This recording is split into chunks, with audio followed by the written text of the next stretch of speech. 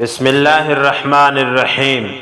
جہنم سے خلاصی پانے کا نبوی نسخہ 7 مرتبہ یہ دعا جو بہت مختصر چند الفاظ پر مشتمل ہے پڑھ لیں۔ ابو داود، نسائی، صحیح ابن حبان میں یہ روایت موجود ہے۔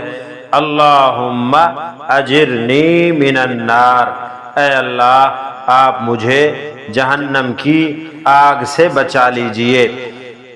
جب فجر کی نماز سے فارغ ہو جائیں تو کسی سے بات کرنے سے پہلے 7 مرتبہ یہ دعا پڑھ لیں۔ اگر اسی دن وفات پا گیا تو جہنم سے چھٹکارا نصیب ہوگا۔ اسی طرح مغرب کی نماز کے بعد بھی 7 مرتبہ اللہم اجرنی من النار پڑھ لیں۔